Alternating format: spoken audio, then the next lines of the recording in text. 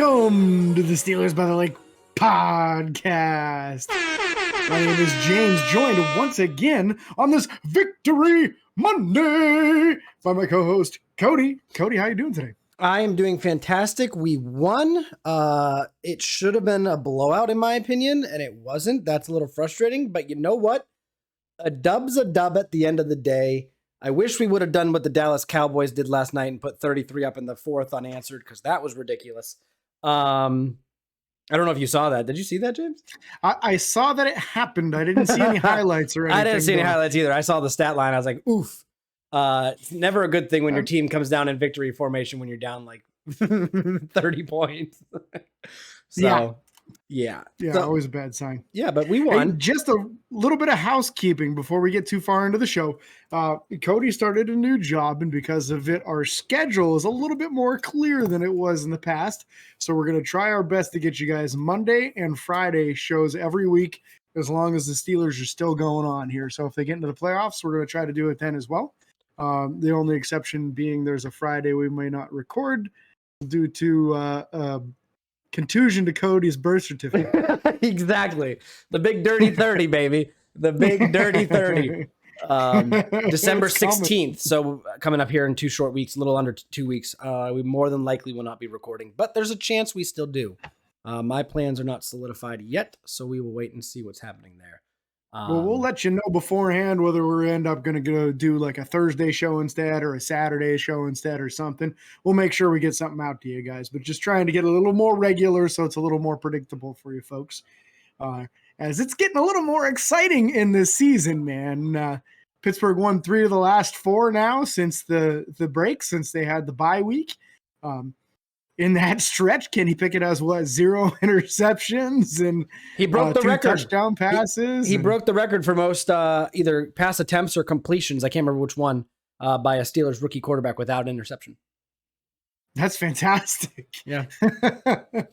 I mean, everyone would love to see a few more touchdown passes, but I think those aren't all his fault. So. Yeah. That fun fact brought to you by my good friend Dylan Sonny. Dylan Sonny was messaging me today about the Steelers and talking about stuff.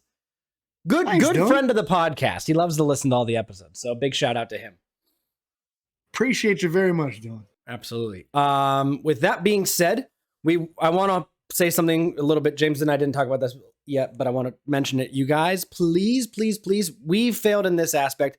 I'm going to do a really good job, hopefully moving forward, of like sharing our YouTube video. We want our YouTube to grow. We want our YouTube to get bigger and better. The more that we do on YouTube, and everywhere, in all honesty, the more that we can invest back into the show. We're going to give a hard push this offseason into making this show something that is not only enjoyable for us, because we do enjoy doing this, but it's also work. It's work editing the videos and putting the stuff out and wanting to make it more and better. So we're going to do our best to try and do that this offseason, and YouTube is one of those areas that we want to see some growth in. So if you guys can subscribe on YouTube, it is free. You just have to have an account on YouTube, and then you hit the subscribe button. You'll get alerted every single time if you hit the bell, if it's not already automatically lit up. Every time that our video goes live, you can choose to watch us rather than listen to us. Unless you don't want to see our faces, we get that. It's okay. I'm going to question your judgment if you don't want to see our beautiful faces. That's true. I wasn't going to go there, but anyways. So again, share the YouTube, share the video. We appreciate all the support from you guys. And again, thank you so very much. With that being said, let's talk Steelers football before the game specifically. DeMarvin Leal. Let's go, man. DeMarvin Leal was activated off the IR, and then they immediately put a Killer Witherspoon on it. Kind of expected it. He's been out in the past 2.5 weeks with a hamstring injury. Just kind of makes sense to free up that roster space if he's going to be nursing that injury. So expect him to potentially, 21? No. He could be on the IR for as long. 4 weeks is the minimum once you go on. So that puts him as basically done for the year. He could possibly come back for the game against the Browns. I really don't expect it personally because it sounds like William Jackson III's close to coming back. Yeah. So look for that this week. If we see him start the practice window, we might see him come back soon, and then that might possibly kind of put a little fork in a Killer Witherspoon for the season anyway. As Pittsburgh really needs to get to know, is William Jackson III worth bringing back at the cost that he's going to be next year. He's somewhere around 12 million against the cap next year. So we need to see a little bit of sample size, kind of like what we did with Ahkello Witherspoon at the end of the year last year. Unfortunately, that didn't translate real well into this year, but we got to get him on the field to see what we really have here. So exciting to have DeMarvin Leal back in the fold, though. Yeah. So real quick, inactives before the game happened. You had Mason Rudolph, no surprise. Josh Jackson, no surprise. Kendrick Green, no surprise. Isaiah Loudermilk, big sad. And then also Mark Robinson, a guy we are still waiting so impatiently to see play some football. But again, I think Pittsburgh could be stowing him away, hoping that no one else realizes the stud that he is. So we'll wait and see when Mark Robinson gets his NFL debut. I think it's a smart move, honestly. Just if you don't need to play him, don't play him. And then the next time he gets a chance to play, he'll be in a preseason game against guys closer to his current perceived skill level. And then if he can shine against like second string guys, because this year in the preseason, he pretty much got to go against third stringers. So it's not great competition. If you throw him in there against starting offensive players, he might not do so well. Yeah. Let's see him in the preseason next year against some second string and maybe a little bit of first string before we start throwing him out there against first stringers every single play. Yeah, for sure. But that's it for the inactivity or for the inactives before the game. Let's talk Steelers football. Steelers at Atlanta this past week. Let's go right off the bat like we normally do. Well, most of the time do. Kenny Pickett. Kenny! Let's talk about Kenny, man. Cool, calm, and collected. That's what I call my Kenny. Dude's having another nice game. A couple bad throws here and there, but I would say probably a little bit more let down by his receivers more frequently than it was him throwing bad. Well, Steven Sims too, man. He had two absolutely awful plays. That's fair. Yeah, I mean, as much as the worst part about this is one of my keys to success was both wide receiver number 3 stand up, and what wide receiver number 3 did was fall down. Wide receiver extra tight ends, on the other hand, the tight ends stepped up, so it's kind of like that. That's very true. They did. I feel like we found our wide receiver number 3, and it's not Pat Freiermuth. No, it's not. Pat's tight end number 1 and forever will be. But wide receiver number 3 very might as well be Connor Hayward, but we'll get to that later. Yeah. But again, I think the thing that I loved about Kenny Pickett and to a degree, the offensive play calling, I said it in one of my keys to success, time of possession, and we destroyed them in time of possession. You know, our drive, I wish that I don't have the stat line on here, unfortunately, but I think that, team comparison, I bet you it's here. But they did a phenomenal job of holding the ball. Time of possession. Okay, we didn't destroy them as bad as I thought. Almost 33 minutes to 27. So 6-minute difference, but that's 6 minutes. That's a drive. Pittsburgh leads the league in drives that last over 10 plays. Not that that's a great thing, but when we don't put up points, but looking at the third down conversions, Pittsburgh was 6 of 12 and the Falcons were 3 of 10. So that shows a good amount of sustained drives. 22 first downs on the day is nice. And it was just a good balanced attack. You know, it seemed like Kenny knew exactly where to throw the ball on plays. You even saw him as a lead blocker on one play. You saw him scrambling and on plays where it looked like there was nothing to get, he'd run out and get 4 or 5 yards with his legs. Just an excellent performance, and the touchdown pass to Connor Hayward was a perfect strike, man. I mean, let's be real. He probably could have lowered it a little bit. There was nobody there, but it was a great ball. Connor Hayward was full extension, and that was a great job by him. I'm wildly impressed with that catch. Some wide receivers can't do that well in the NFL. And he did that. He made that play look super easy. And the awareness to put his, to fall down to his knee before sliding out of bounds to make sure, did I have 2 feet in? Doesn't matter because I got my knee down. That was a great job on his part. You know, he probably doesn't think about Tony two-tapping too often, but he made it work. So we'll take it. He had some catches at Michigan State, man, some ridiculous stuff. And that's what it just kind of evolved into, because Kenneth Walker really broke out his senior year. And now all of a sudden there's Connor Hayward not getting the rock anywhere near as much. So he evolved and he became a tremendous receiving option for Michigan State. And that's something that Pittsburgh needs dearly right now, because you're not getting it minus Pat, Deontay, and George Pickens. We're really struggling to get another good receiving option on the field. And very often you run 4 or 5 guys out there in the routes, and we just need that other person to be somebody who can actually make something happen. So now you look at Connor Hayward's rookie season so far, and he has one of the longest plays from scrimmage on a catch earlier in the season where he went for like 43 or 45 yards or something awesome like that. Yep. And now this very nice touchdown catch right over the middle of the field. And again, attacking the area of the field that we weren't attacking at the beginning of the year when it was everything was outside. Everything was outside. Everything was outside. Here you go. Now you're attacking the middle and you're scoring. And I know you said when Mitch Trubisky was quarterback, I think that's been the evolving play calling. Even when Kenny first started, we weren't attacking the middle of the field. But I think whether it was Canada himself or somebody else being like, hey, we got to move the ball down the middle of the field, or we're just attacking the sidelines. These teams know it.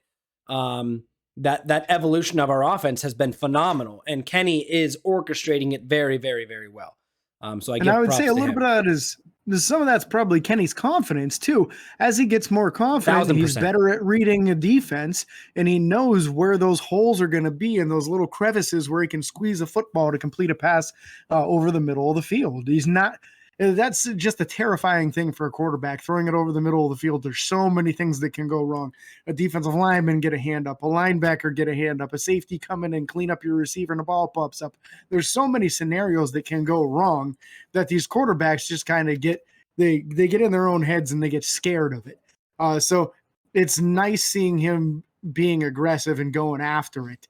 Yep. Do you want to go to the running game next, Cody? I do. Najee Harris leading the team with 86 yards with a 5.1 average. Ran hard all game long. I texted you early in the game, and I was like, Najee's running. Oblique injury, my booty cheeks. He was going. 17 carries, again, 86 yards rushing. 14 was his long. No touchdown for him on this game. But Najee Harris was moving grown men like they were children. The stiff arm that I saw one guy commented and was like, why was Najee so mad that he basically dribbled a man?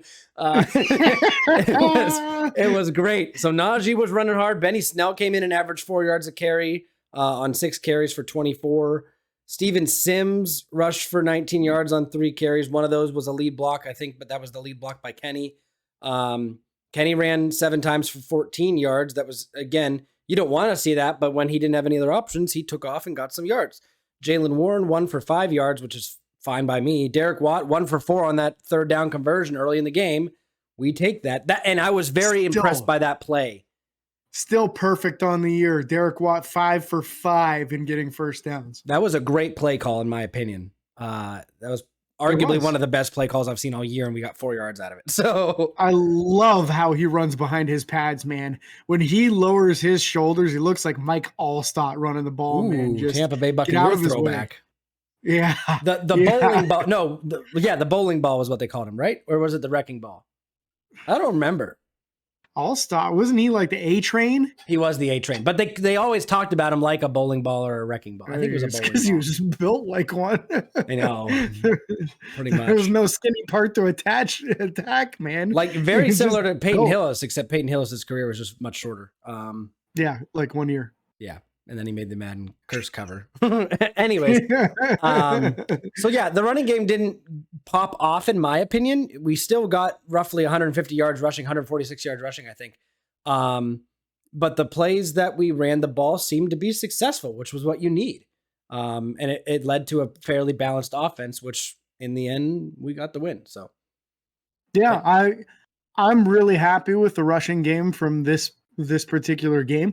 I just feel like at the beginning of the year, they were struggling to get 50 or 60 yards in an entire game.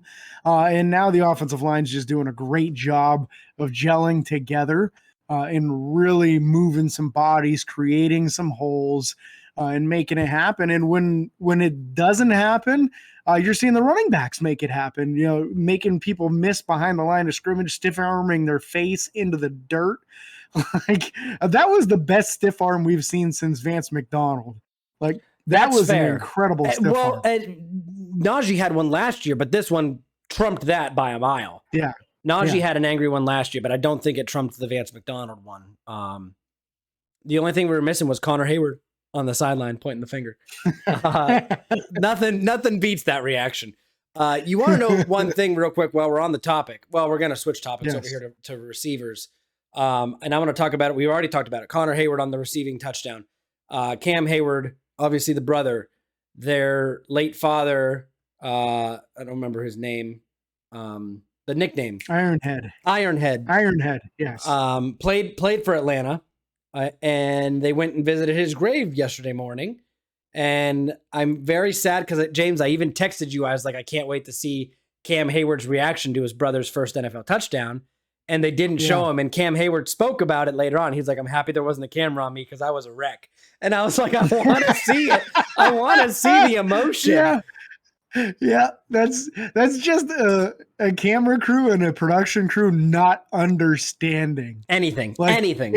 If I'm any part of that crew, I'm like, I would be screaming, someone get the camera on Cam. We need Cam's reaction to his brother scoring his first touchdown.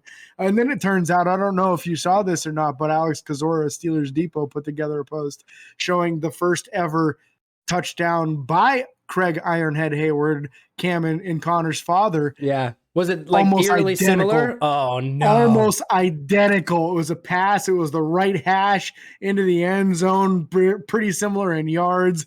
Very, very similar play. That's crazy. Just really, really neat. Really neat. I think that probably factored into it for Cam. Watching it and probably knowing his dad's history. Yeah. I'm betting he knew his dad's history well enough to be like, oh my God, that was the same play. Yeah. I will say this. Another fun fact about this game, and spoiler alert for when we talk defensive side of the ball, Cam Hayward with a sack on the game, and Connor Hayward with a receiving touchdown. First time in the NFL history that a set of brothers got a sack and a touchdown in the same game for the same team. With that being said, because I believe Tiki and Rondé might have both scored touchdowns or something. But they were on different teams, you know. Yeah, they never were on the same team. Tiki was the running back for the Giants, Rondé the cornerback for the Buccaneers. But I'll tell you what, next week we got TJ Watt and Derek Watt. Could we go 2 for 2? That would be crazy if the first time it ever happened was the Steelers, and then the next week it happens and it's also the Steelers and it's different guys. I would love that.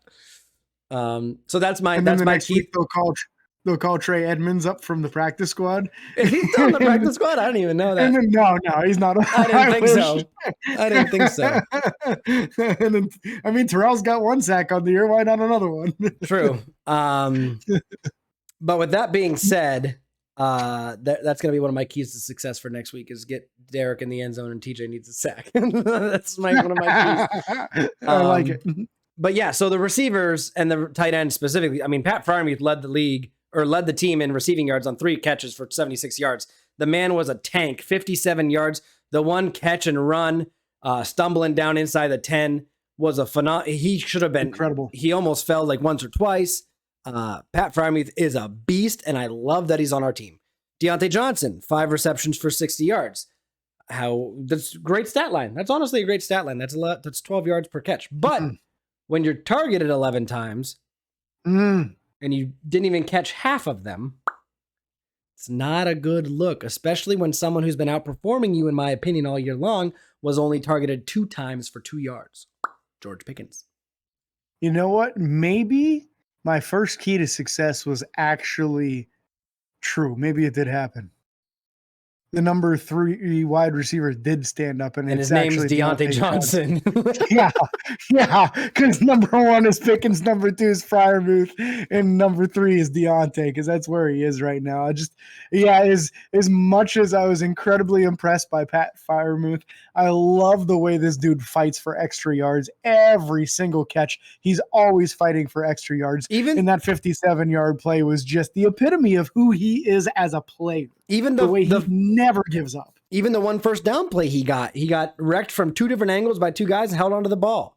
Like, yeah, that's just who he is. He's like the prototypical Steelers tight end. He's just, and I can't wait. Yeah, I can't wait till he has a couple more years in the weight room and he starts to become like a devastating blocker too. Because when you get him on the move and he's out there in front of guys on like a screenplay, he's devastating. But when he's in line, he's a little more like it's a wash. Yeah, he let up the one play that happened where we tried to go deep downfield and Kenny got hit. That was Pat blocking on that play. Unfortunately. But again, moving down the line, Connor Hayward, 1 catch for 17 yards and a touchdown. We take it. Jalen Warren, 2 catches for 14 yards. Benny Snell got involved with a catch for 11. Zach Gentry, 1 for 8. Najee, 1 for 6. Derek, 1 for 3. And Pickens, 1 for 2. Steven Sims had 2 targets, 2 drops. Unfortunately, the one was very, very close. Very, very close. Yeah, and the second one he caught, he just went out of bounds first. Yeah. So yeah, just a lapse, unfortunately. And the first one, very, very difficult. So you can't really be too mad at him. The second one, you got to be aware of where you're at. Yeah. The only receiver that had a worse game than him, I thought, was Deontay. And again, multiple drops. Fumbled the ball in a crucial situation. We got lucky and they called it incomplete. Yeah. But it really looked like a fumble to me in live time. When they broke it down frame by frame, you could say, okay, I can see how someone can rationalize this as an incomplete pass. But boy, I felt he was bailed out by the refs on that one. And that was the play that George Pickens got ticked on. Yeah. Rightfully so. Throw me the what ball? Yeah, don't say it. Frickin'. For Frickin'. Yeah. Yeah. And you can't blame him because he's the guy that's always fighting and getting extra yards and making those clutch plays. And he just wasn't targeted in this game. And I don't know if he was double teamed on a regular basis or if it was just being forced to Deontay too much. I just felt like it was sometimes. Yeah, sometimes that's the situation when one guy feels like he's not getting the ball enough. You just start forcing it to him in the game plan a little bit. In previous years, that would have been a good thing to force it to Deontay and just let him make plays afterwards. But that just doesn't seem like it's in his wheelhouse this year. So yeah, very frustrating. Yep. But yeah, extremely happy with the performance from the tight end group. And we just got to get more out of the wide receivers. And I don't blame George Pickens. No, not at all. He didn't get the opportunities in this game. And he should have. He should have. Defensive side of offensive line. Yeah, let's talk about these boys because this might have been one of their best games all year. It might have been, and Dan Moore needs to still stop false starting and holding and everything else that he's doing. There was a stat early in the game. They said there were 15 penalties on the offensive line, and Dan Moore had 9 of them. And then like the next play was a false start, so he now had 10 on the season out of the 16. And I'm just like, oh my Lord, man. But other than that, I felt like Dan had a good game. I felt like the entire offensive line had a pretty good game. We even saw Trent Scott as a 6th offensive lineman in this game, and he was blowing people off the ball. Granted, he was probably going against the linebackers, so it's a pretty big advantage. But nonetheless, I like to see the fight and the fire. There was one play where they had a middle linebacker blitz, either a twist or a delayed blitz or something, and the guy came right down James Daniels' hole, right? James Daniels somehow got in front of it. Somehow got in front of him, moved his feet in an incredible fashion to do so, completely stymied him. The guy spun off and tried to go, and he got in front of him again. Just absolutely flawless execution by James Daniels on the play. Just picture perfect. This is the kind of play that you see this, and the offensive line coach points at it and says, I want all of you to do what he just did. Like, that is incredible. The kind of development that's happening with this offensive line, and we saw it with the run game. It started as immediately after the bye week, and we said, okay, there's a chance that this is coaching. When it happens this drastically and then it stays working this effectively, there's a chance that this is just good coaching. And there was a older offensive lineman retired, I believe, at this point for the Steelers that came out this past week and said, give them time. It might have been Pouncey, if I'm not mistaken.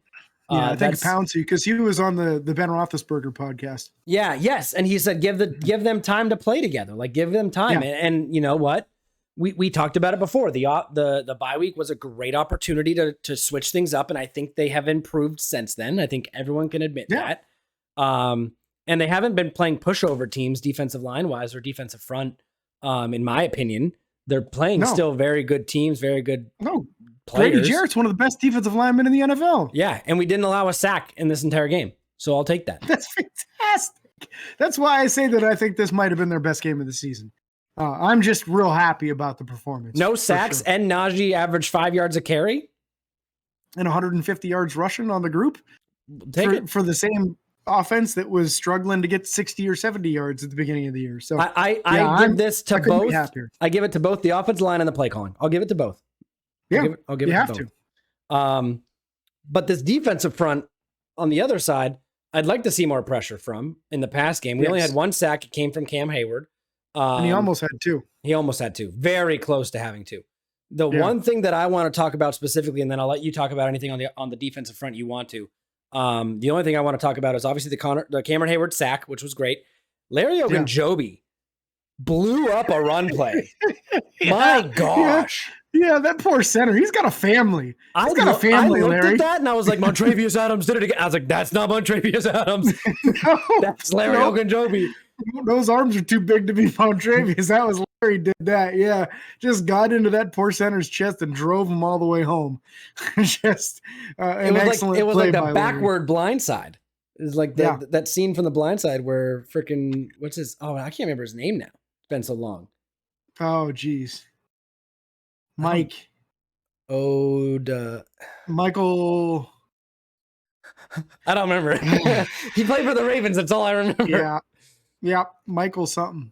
Dang. Anyways, let's not stress about that right now. We'll get to that later. I'm gonna think of it right after the show ends too. I know it. Anyway, so yeah, just driving them back like that. It looks like the Google machine's gonna help us out here.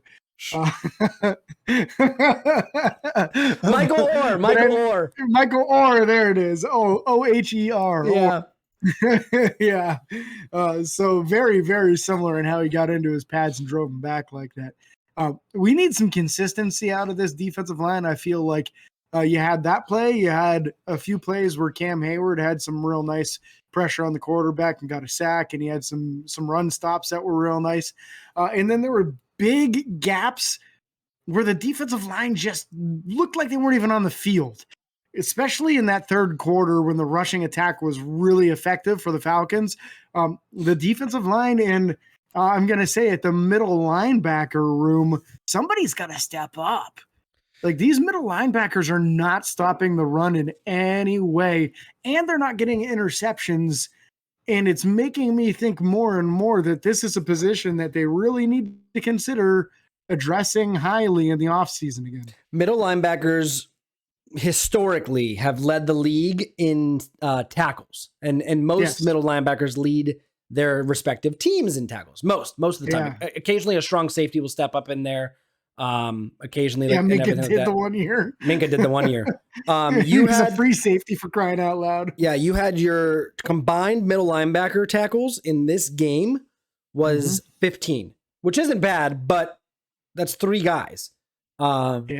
Technically 4 if you want to include Marcus Allen. I don't think he played any middle linebacker in this game, but Devin Bush only had 3. He's a starter. Miles Jack had 6, but 2 of those were by himself.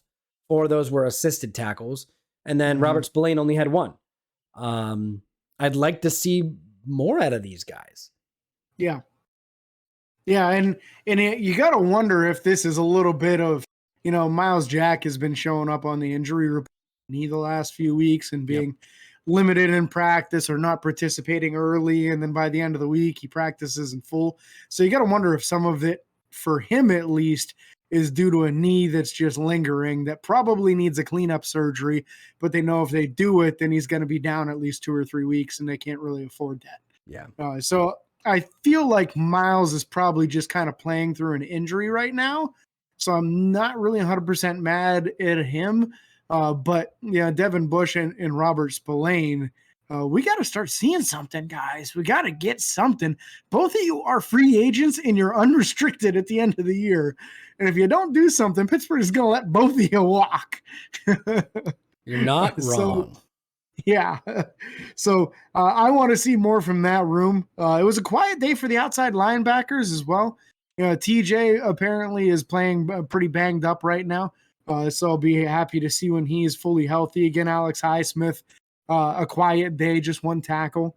And then Malik Reed, a quiet day as well. I think his best play was when he drew a holding penalty on a play that would have been a touchdown and ended up getting called back because he was held.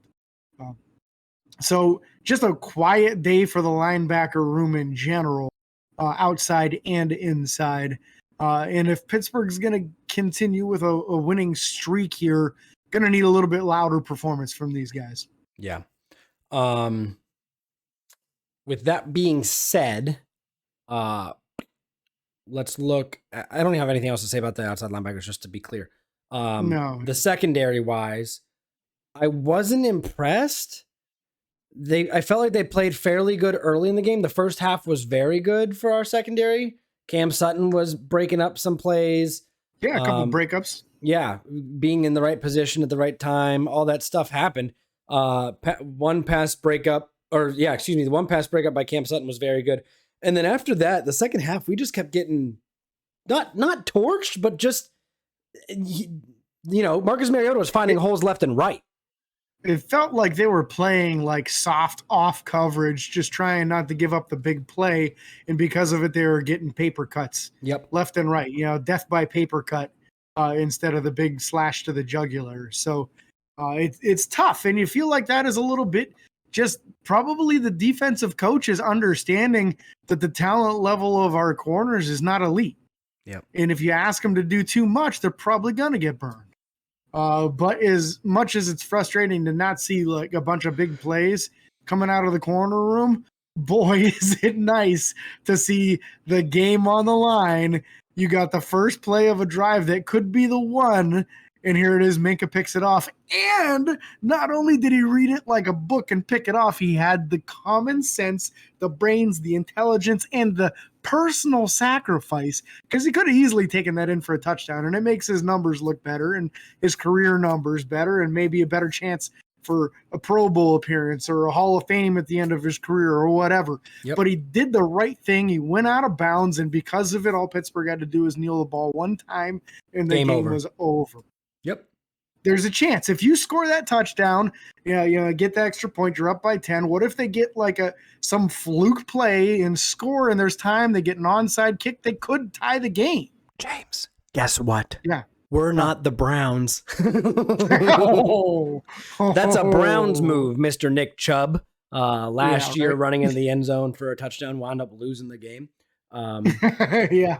Luckily, Minkah, very, very smart player. And, last podcast, we told you about how he was leading in the votes for free safety. This is only going to help him. Now he's got 4 picks on the year. Going into this game, also, Alex Highsmith led the entire NFL in forced fumbles. It was him and Kobe Bryant. Both had 4 forced fumbles, with Alex Highsmith having the most of any pass rusher in the entire NFL. So we got some guys putting together some incredible years right now. And like we talked about before, I don't think Pittsburgh's going to get 7 or 8 dudes in the Pro Bowl, but they're going to get a few of them in there, and they're going to be well-deserved. 3 or 4 max, my guess. Yeah. I'd say 5 max. I'll leave it at 5. I'll tell you what, if one guy were to remain on the team the rest of the year and continue playing the way he's playing, he'd be a candidate for it as well. And I'm switching to the kicking game and one Mr. Matthew Wright. Matthew Wright, 4 for 4 on field goals. I wish we wouldn't kick that many in a game. And 1 for 1 on extra points. We all wish there were more touchdowns instead of that many field goals. But the dude is like a mini Boz all of a sudden. After having a first game that was struggling, only 2 for 4, he has not missed a kick since. And honestly, hats off. You really helped us in that stretch, Matthew Wright. We appreciate it. Yep. Maybe they'll bring you to camp next year to compete with Boz, but if someone else doesn't, Boz is healthy. If someone else doesn't, let's be real. If it's not Nick Skiba again. Yeah. But yeah, the rumor is Boz is healthy and ready to go, and that they'll be activating him from the injured reserve this week. And then that will put Matthew Wright most likely being released. Yeah. Presley So, Harvin, yeah, awesome job. Presley Harvin, 2 punts, one inside the 20 and one that bounced perfectly at the 2-yard line. I think it was down to like the 2.5. And that was a big, big moment. James wants to talk about this one. Let's go. Incredible punt. As much as we talked about his struggles at the beginning of the year, Presley Harvin had an awesome game. And that punt literally, it was like he put the nail in the coffin and Minka was the one that drove it home. You know what I'm saying? I think you're missing something. That was an incredible punt. It was a phenomenal punt, but you're missing who downed it. Who was it? Who downed it? Miles Boykin. Oh, of course. His first game back, Miles Boykin. When we watched what happened when Cody White tried to do it and kind of kicked it in the end zone. Miles shows you why he's the Pro Bowl candidate for the Steelers as a special teamer. That's why I said 5. Yeah, that's it. So yeah, and then Steven Sims, no kick returns on the day. He was very frustrated with that. You could tell. And then 2 punt returns for a solid 1 yard. So an average of a half yard per return. Nothing crazy going on there. Not exactly his fault. He didn't have much blocking on the 2 punt returns, unfortunately. I wish Pittsburgh would get better at that, but they're just not good at it. But yeah, in the end, it was a win for Pittsburgh. And Pittsburgh took it home. With that being said, Pittsburgh also has only 5 games left on the year. If we win out, we're 10-7. Debatably control our own future. The fact that we played the Ravens twice helps, as well as the Browns. And the Browns once more too. Correct. So we have 3 more divisional games. I don't think if we win out, we're guaranteed in. But I think we have a good chance of it if we win out. But again, the Ravens twice. Lamar Jackson's currently out with an injury, so that's huge. The Panthers, it's a knee, you never know. That could take a while. Yeah, the Panthers did just release Baker Mayfield, so we don't have to worry about him in 2 weeks. Congratulations, San Francisco 49ers, on your new starting quarterback, Baker Mayfield. You think that's going to happen? Give it 24 hours. He will be in San Fran. With Jimmy Garoppolo going down, yeah. So that's fair. All they got left is Brock Purdy. He was Mr. Irrelevant in this last year's draft. Watch them not even sign Baker. I'm going to laugh so hard. They got to bring somebody in. It's going to be Baker. The Raiders we play Christmas Eve or Duck. And then the Browns to end the season. So, again, 5 games left. Let's hope Pittsburgh can win out, at least go over 500 for Mike Tomlin's sake. That's a great accomplishment if he can manage to pull that off again. But yeah. Injuries, we talked about TJ. TJ's bruised up and beat, and bruised and battered, as Mike Tomlin would say. And then the rest of the guys are just normal bumps and bruises. So associated with play. Yeah. So you saw Chikuma Okorafor missed a couple plays, came back in. Levi Wallace missed a couple of plays, came back in. Everybody seemed to be able to play through their injuries. Real quick before we close out the show, don't forget, we're going to have another one coming for you on Friday. We're going to be regular with this. We're going to do our best Monday, Friday, every single week that we can. And if we can't record on those days, we're going to let you know. So don't miss a show. Make sure you subscribe on all the options. Cody, get us out of here. Friday. All right. Thank you guys so much for following, for liking, all the things. Make sure to like and follow on Facebook, Twitter, Instagram, YouTube. Subscribe and ring the bell. It's free. And until next time, this is your host, James and Cody, signing off. Peace.